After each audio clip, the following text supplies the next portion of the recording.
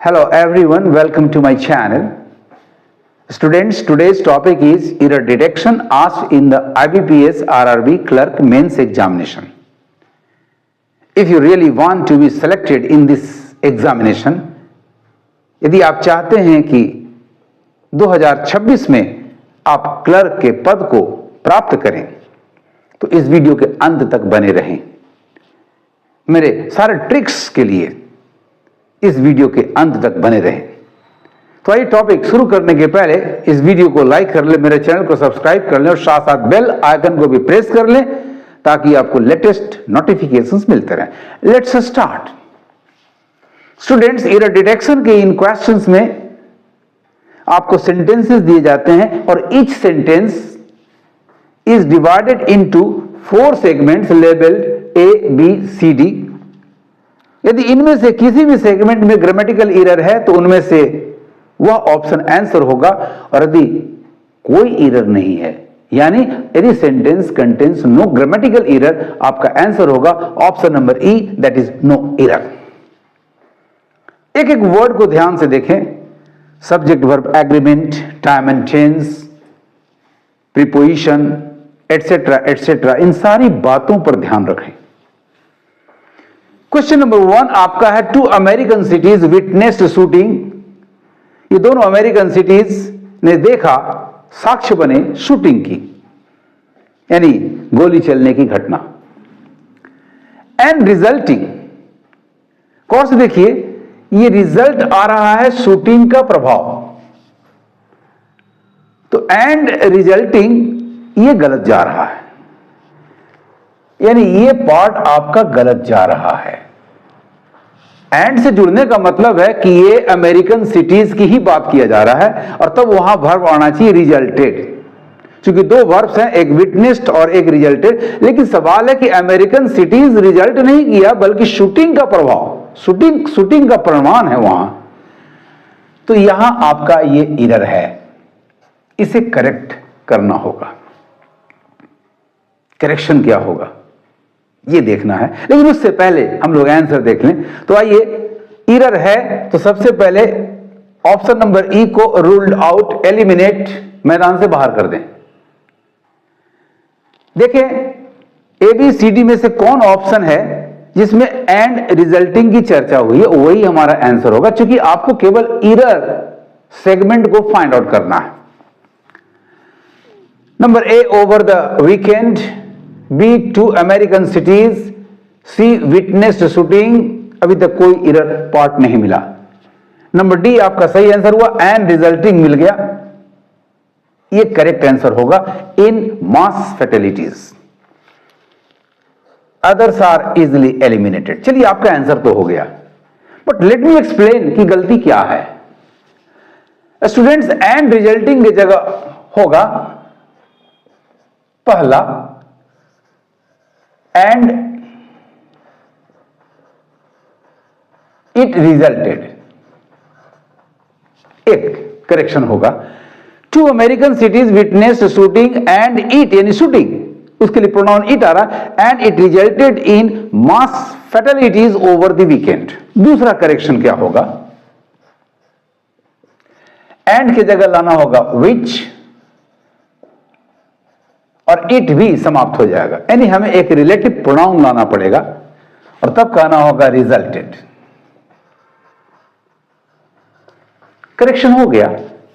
2 American cities witnessed shooting and number 1 first correction, it resulted, second one which resulted in mass fatalities over the weekend, और तीसरा correction होगा, आप and को हटा दें और प्रेजेंट पार्टिसिपल क्वालिफाई करेगा शूटिंग को, तो तीसरा होगा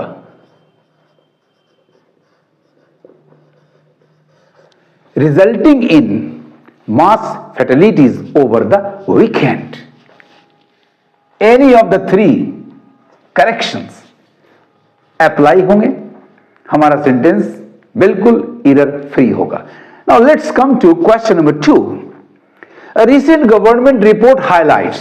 स्टूडेंट्स, ये जो एडजेक्टिव है रिसेंट, ये पास्ट को रेफर करता है, यानी हाल में ऐसा हुआ।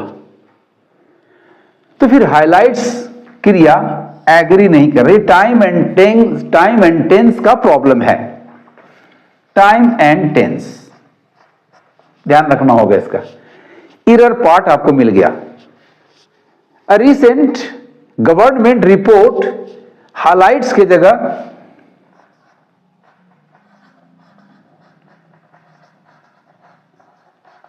हाइलाइटेड होना चाहिए that the shortage of teachers in higher educational institutions is greater than that in countries like China, Brazil, Sweden and Russia.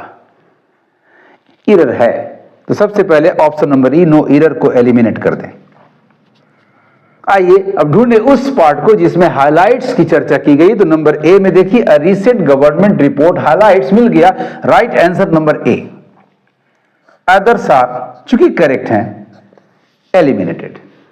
Correct sentence होगा a recent government report highlighted that the shortage of teachers in higher educational institutions is greater than that in countries like China, Brazil, Sweden and Russia. Question number 3, our most memorable meeting with, चूंकि company दिखाता है तो with preposition correct है। Spielberg happened, चूंकि ये meeting एक event है तो क्रिया happened past indefinite tense main verb number 2 correct. कब? तो वाइल वी वर पीरियड दिखा रहा है तो कंजंक्शन वाइल भी करेक्ट है। While we were at Berlin film festival in 1977 past context इस टाइम से भी क्लियर हो जाता है। अभी तक कोई एरर नहीं मिला। बर्लिन फिल्म फेस्टिवल जहां वेयर, तो ये कंजंक्शन भी बिल्कुल करेक्ट है। The film Shatranj ke Khiladi were being screened as India's official entry. अब गौर से देखिए यहां वर आया है किसके लिए? तो फिल्म शतरंज के खिलाड़ी एक ही फिल्म है। स्टूडेंट्स यहां सब्जेक्ट वर्ब एग्रीमेंट का इश्यू आ रहा है। सब्जेक्ट वर्ब एग्रीमेंट या सिंटैक्स के अनुसार if the subject is singular the verb is singular, if the subject is plural the verb is plural. किसी भी वर्ब का नंबर और पर्सन डिपेंड करता है उसके सब्जेक्ट पर। इंडिविजुअली कोई वर्ब न सिंगुलर होगा और न प्लूरल होगा। मेन वर्ब नंबर 1 यानी क्रिया का जो बेस फॉर्म है वो सिंगुलर भी है प्लूरल भी है, लेकिन एस वाली क्रिया main verb number 5 is only third person singular. तो शतरंज के खिलाड़ी एक ही फिल्म की बात हो रही है तो फिर ये वर यहां रॉन्ग जा रहा है। इसके जगह correction singular past verb to be was होना चाहिए। एरर मिल गया तो हमें उस ऑप्शन को सिलेक्ट करना है जिसमें आपका वर बीइंग चर्चित है। तो सबसे पहले option number E no error को हम एलिमिनेट कर दे और देखिए वर बीइंग स्क्रीन्ड आपको मिला ऑप्शन नंबर डी में, यही आंसर है, बाकी सारे करेक्ट हैं, अतः एलिमिनेट कर दीजिए। आफ्टर द करेक्शन आपका एरर फ्री सेंटेंस होगा Our most memorable meeting with Spielberg happened while we were at Berlin Film Festival in 1977, where the film शतरंज के खिलाड़ी वर की जगह was being screened as India's official entry. The right answer is option number D. Question number 4. Over the years, the famous writer Amish has evolved to what millions of youngsters aspires to be today, क्या? तो an intellectual। गौर से देखिए आपका जो preposition के बाद clause आ रहा है, प्रीपोजिशन टू के बाद, व्हाट मिलियंस ऑफ यंगस्टर्स, ये प्लूरल सब्जेक्ट है, and aspires, main verb number 5, third person, अभी मैंने कहा सिंगुलर वर्ब है, एग्रीमेंट नहीं हो पा रहा है सिंटैक्स के अनुसार, यानी यहां भी सब्जेक्ट वर्ब एग्रीमेंट का प्रॉब्लम आ रहा है।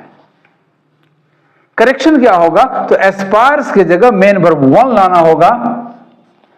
करेक्ट होगा आपका आंसर वर्ब एस्पायर, यानी main verb number 1, this will be the correct one. तो आंसर ऑप्शंस में सबसे पहले तो हमें नो एरर को मैदान से बाहर करना होगा, क्योंकि एरर है। अब सही आंसर के लिए उस ऑप्शन को, उस सेगमेंट को फाइंड आउट करें, ढूंढ लें जिसमें आपको मिलता है एस्पायर्स टू बी टुडे, और ऐसा ऑप्शन आपके पास नंबर बी है। मार्क कर लीजिए इसे आंसर के रूप में, बाकी को एलिमिनेट कर दीजिए। एस्पायर्स रॉन्ग वर्ब आ रहा है, सब्जेक्ट वर्ब एग्रीमेंट का इशू है, इसे रिप्लेस करके हम मेन वर्ब नंबर 1 यानी ASPIRE एस्पायर लेंगे, हमारा सेंटेंस एरर फ्री हो जाएगा। तो करेक्टेड सेंटेंस होगा, over the years the famous writer Amish has evolved to what millions of youngsters, aspires की जगह aspire, millions of youngsters aspire to be today an intellectual. Now is the turn of the last question, question number 5। The rescue officials, आपका subject noun plural है, तो उसके अनुसार officials के साथ work का एग्रीमेंट भी हो रहा है, प्लूरल वर्ब, यानी नो सिंटैक्स प्रॉब्लम, बिल्कुल सही एग्रीमेंट है, सब्जेक्ट वर्ब एग्रीमेंट, अर्थात सिंटैक्स का कोई इशू नहीं है। वर अनेबल एडजेक्टिव भी करेक्ट है, नॉट एबल करेक्ट है। क्या करने में, तो जब भी क्या का जवाब, जब भी वर्ब से क्या का जवाब आए, व्हाट का आंसर मिले, तो वो हमेशा इन्फिनिटिव होता है, यानी ये करेक्ट है। एनी सर्वाइवर्स, एनी के साथ सिंगुलर और प्लूरल नाउन कोई भी चलेगा, दोनों करेक्ट होगा, यानी ये भी करेक्ट है। कहां, तो प्रीपोजिशन इन भी करेक्ट है, ये प्लेस दिखाता है, in the California boat tragedy, there is no error in the sentence, यानी किसी भी सेगमेंट में जिसको हम लोग देखेंगे कोई एरर नहीं है। वर अनेबल आपका करेक्ट है, to find any survivors correct है, कहां, तो in the California boat tragedy correct है, द रेस्क्यू ऑफिसर्स करेक्ट है, यानी राइट आंसर हुआ students no error, others are, चूंकि ये करेक्ट सेगमेंट से करेक्ट पार्ट्स हैं, eliminated. Right answer is no error, the rescue officers were unable to find any survivors in the California boat tragedy is correct by itself. Students, आपको मेरे tricks कैसे लगे comment करेंगे, इस video को hype, like और share जरूर करेंगे। Thank you for watching my video. पढ़ते रहिए, आगे बढ़ते रहिए।